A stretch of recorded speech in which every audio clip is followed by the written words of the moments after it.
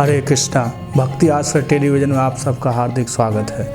तो आज हम तुलसी महारानी के बारे में चर्चा करेंगे। तुलसी महारानी भगवान श्री कृष्ण की बहुत ही प्रिय, उनकी एक प्रकार से समझे अंतरंग शक्ति की अंश हैं। भगवान श्री कृष्ण को तुलसी महारानी बहुत प्रिय हैं। ब्रह्मवृत पुराण में तुलसी महारानी की उत्पत्ति की कथा का वर्णन आता है।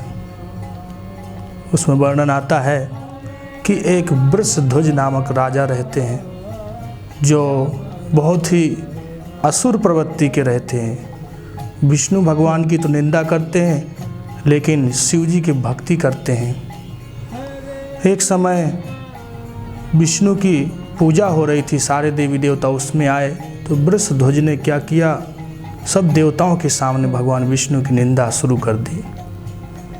तो देवता बहुत परेशान हो गए, निंदा सुन नहीं पा रहे थे और निंदा सूर्यदेव को असहनीय हो गई।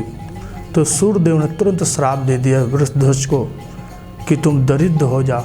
क्योंकि वृषध्वज शिव जी का भक्त था, इसलिए शिव जी को बड़ा क्रोध आया कि मेरे भक्त को सूर्य ने श्राप कैसे दिया। और त्रिशूल लेके शिव जी पीछे पीछे दौड़े। तो सूर्यदेव ब्रह्मा जी की शरण में गए।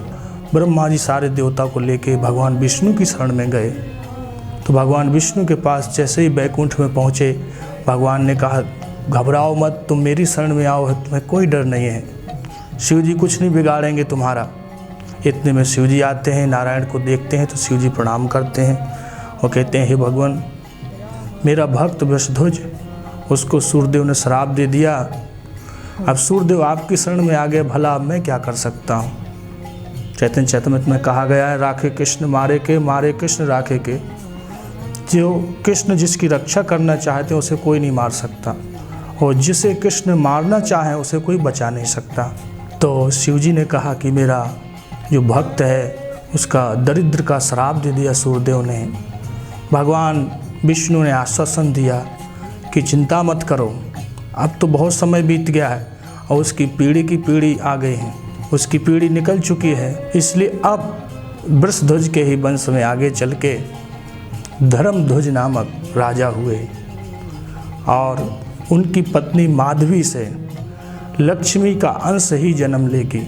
तो वो एकादशी के दिन कार्तिक में तुलसी महारानी प्रकट हुई माधवी और धर्मध्वज के घर में। जब प्रकट हुई तो इतनी सुंदर थी कि उनकी तुलना इस संसार में नहीं थी, इसलिए उनका नाम तुलसी रखा, जिसकी तुलना कोई कर ना सके। तो तुलसी महारानी इस प्रकार आई। फिर आगे और भी कथा है कि वो वृक्ष कैसे बनी। तो शंखचूड़ नामक एक और था जो विष्णु का भक्त था, उससे तुलसी महारानी की शादी होती है। तुलसी महारानी ब्रह्मा जी की आराधना करती हैं और ब्रह्मा जी प्रसन्न होकर उन्हें दर्शन देते हैं और ब्रह्मा जी से वरदान मांगती है तुलसी महारानी कि मुझे पति रूप में नारायण मिलें। ब्रह्मा जी कहते हैं जरूर मिलेंगे, लेकिन अभी आप शंखचूड़ से शादी कर लो। तुलसी महारानी उनसे शादी कर लेती हैं और शंखचूड़ क्योंकि आश्री प्रवृत्ति का होने के कारण घमंड में, अहंकार में आके अत्याचार करता है, तो देवता उसको मारने का प्रयास करते लेकिन नहीं मरता है। तो भगवान विष्णु उसका रूप बना के तुलसी महारानी के पास जाते हैं। तुलसी महारानी सोचती है मेरा पति है, तो इस वजह से उनका पतिव्रत धर्म टूट जाता है और शंखचूड़ मारा जाता है। इसके फलस्वरूप तुलसी महारानी श्राप देती हैं कि आपका पत्थर दिल है, आपने बिना सोचे समझे मेरे साथ छल किया। तो भगवान सालक राम जी के रूप में उस श्राप को स्वीकार करते हैं और फिर तुलसी महारानी को भी देवी देवता आते हैं और कहते हैं तुम्हारी जड़मती है, तुम जानती नहीं ये नारायण है, सृष्टि के मालिक हैं, तुमने बिना विचारे श्राप कैसे दे दिया, तुम जड़मती हो, तुम जड़ हो जाओ, तुम वृक्ष हो जाओ। भगवान श्री कृष्ण श्री नारायण ने कहा घबराओ मत, इस श्राप मैं स्वीकार करता हूँ। मैं सालक राम जी के रूप में एक पर्वत के रूप में रहूँगा। वज्र कंटक नामक कीड़े उस पर्वत को काट काट के गोल गोल रूप में मुझे परिवर्तित करेंगे और मेरी जो पूजा करेगा उसको भक्ति मिलेगी, मेरा धाम मिलेगा, वो मैं स्वयं उसे मिलूँगा और तुलसी महारानी वृक्ष के रूप में हो गई।